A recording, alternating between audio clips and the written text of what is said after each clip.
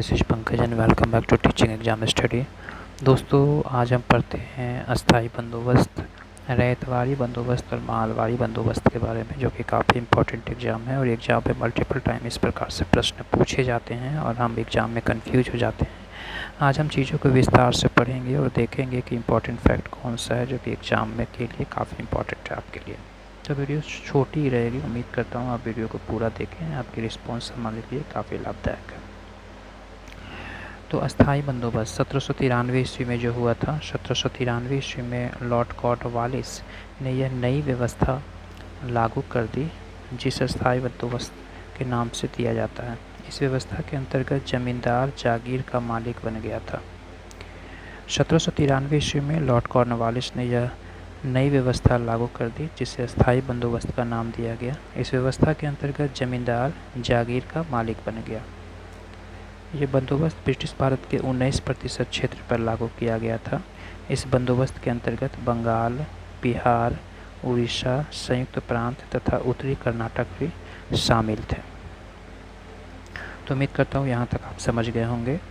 तो यहाँ इम्पॉर्टेंट ये हुआ कि 1793 ईस्वी में लॉर्ड कॉर्नवालिस के द्वारा यह व्यवस्था लागू किया गया था और ये जो बंदोबस्त व्यवस्था थी जिसमें 19% क्षेत्र पर लागू था, और इस बंदोबस्त के अंतर्गत बंगाल, बिहार, उड़ीसा, संयुक्त प्रांत तथा उत्तरी कर्नाटक भी इसमें शामिल थे।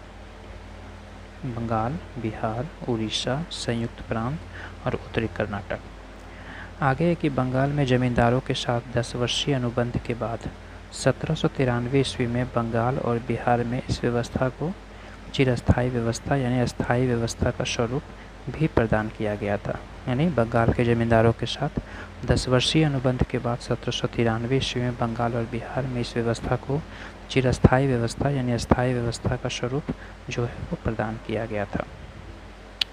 आगे है कि जमींदारों के लिए यह आवश्यक बना दिया गया कि वे निश्चित अवधि के लिए निर्धारित किए गए लगान का 10/11 हिस्सा कंपनी के कोष में जमा करवा दें तथा 1/11 भाग जो लगान थी वो वसूली में होने वाले व्यय के लिए अपने पास रखें। फिर से हम रिपीट करते हैं इसे कि जमींदारों के लिए यह आवश्यक बन गया था, किसमें? अस्थाई बंदोबस्त व्यवस्था में, जो कि 1793 ईस्वी में लॉर्ड कॉर्नवालिस के द्वारा व्यवस्था लागू किया गया था।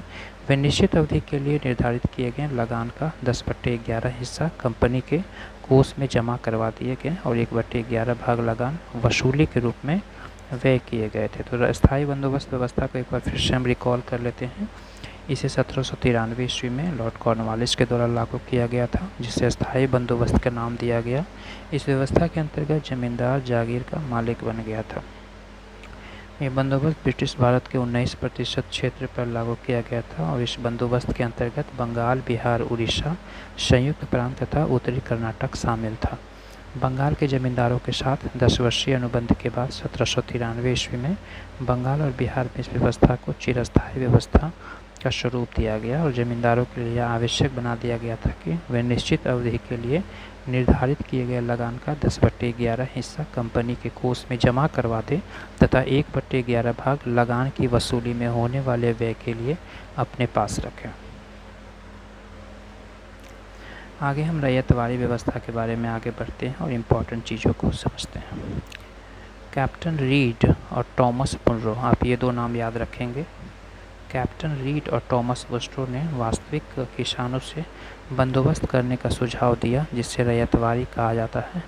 इस व्यवस्था से सरकार ने ज़मीन अर्थात रैयत किसानों को दे दी और ये व्यवस्था बम्बई, मद्रास और असम में लागू हुई थी और इस व्यवस्था के अंतर्गत ब्रिटिश भारत का 51% क्षेत्र इसमें शामिल था और 1792 ईस्वी में कैप्टन रीड के प्रयासों से रैयतवारी व्यवस्था को सर्वप्रथम तमिलनाडु के 12 महल ज़िले में लागू किया गया था। जगह आप याद रखेंगे, तमिलनाडु के 12 महल। भूमि के उपजाऊपन और फसल की किस्म के आधार पर राजस्व 30 वर्ष तक की अवधि के लिए निश्चित कर दिया गया था। इसके अंतर्गत लगान का दर 1/3 था।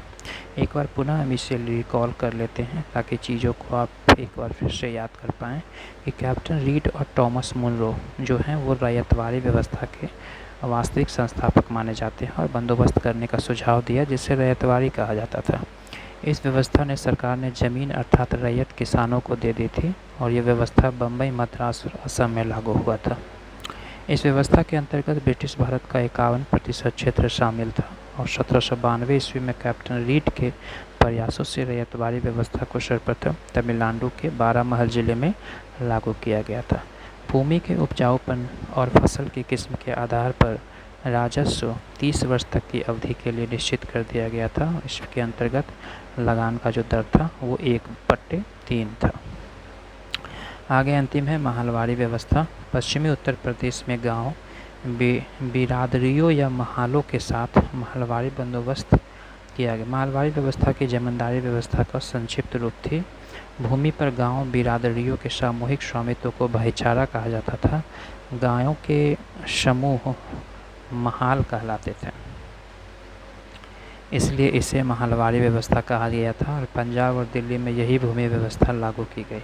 यह ब्रिटिश भारत के 30% भाग पर लागू की गई। इसके अनुसार राजस्व को प्रति खेत के आधार पर निश्चित नहीं किया गया, बल्कि प्रत्येक महाल के अनुसार निश्चित किया गया। इस व्यवस्था का श्रेय हॉल्ट मैकेंजी को जाता है। तो आप ये नाम याद रखेंगे, नाम है हॉल्ट मैकेंजी, यानी जो महलवाड़ी व्यवस्था का जो श्रेय दिया जाता है वो हॉल्ट मैकेंजी को दिया जाता है। तो काफ़ी इंपॉर्टेंट क्वेश्चन यहाँ पे बन रहे थे इससे रिलेटेड। और इसमें महलवाड़ी व्यवस्था में और कुछ नियम थे कि गांवों के प्रधान जो ब्रिटिश जिलाधिकारी के अंतर्गत हो गए। निश्चित समय के अंदर सरकार को राजस्व अदा करने के कानून के कारण कई छोटे भूस्वामी अपने स्वामित्व को गिरवी रखते थे और उससे बेदखल होने पर विवश हुए, जिसमें लगान की दर परिवर्तनशील हो गई। इन नई भूमि व्यवस्थाओं में भारतीय कृषि उत्पादन को बाजार के साथ जोड़कर इसे अप्रत्यक्ष रूप से प्रोत्साहित किया गया था और परिणाम स्वरूप खाद्यान्न व नकदी फसलों और बागान की वस्तुओं आदि देशों में विदेशी बाजारों के लिए बिक्री की महत्वपूर्ण वस्तुएं बन गई। ब्रिटिश व्यापारी अफीम को बड़े पैमाने पर चोरी छिपे चीन ले जाने लगे थे और भारत में अफीम की पैदावार बढ़ाने के लिए किसानों को प्रोत्साहित किया जाने लगा था। वहीं दक्कन की काली मिट्टी के कपास की खेती को बहुत ज़्यादा बढ़ाया गया और अंग्रेज़ों की जूट, चाय और कहवा के निर्यात से अधिकाधिक लाभ हुआ। यह व्यवस्था सामाजिक आर्थिक रूप से असफल सिद्ध हुई थी। तो एक और इम्पॉर्टेंट इसमें फैक्ट हम याद कर सकते हैं कि वॉरेन हेस्टिंग्स के जब समय था उस समय कंपनी ने बंगाल और बिहार में राजस्व वसूली के आधार की नीलामी प्रारंभ की थी और ऐसा व्यक्ति सबसे ऊंची बोली लगाता था और उसे एक निश्चित क्षेत्र में राजस्व वसूल करने का अधिकार दे दिया गया था, जिसे जमींदारी व्यवस्था कहते थे।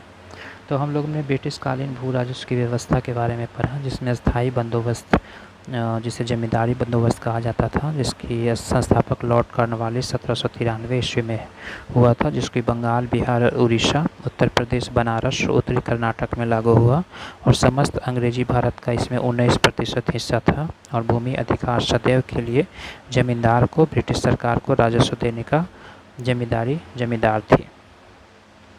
वहीं अगर देखा जाए तो रैयतवाड़ी व्यवस्था जो कि टॉमस मुनरो के द्वारा 1820 ईस्वी में चालू किया गया था, जो कि बम्बई, मद्रास और असम में लागू हुआ था, जो कि समस्त अंग्रेजी भूमि का 51% हिस्सा था, जिसमें भूमि का मालिक किसान था और ब्रिटिश सरकार को राजस्व देने की जिम्मेदारी किसान की थी। कर की दर 33% से लेकर के 55% थी।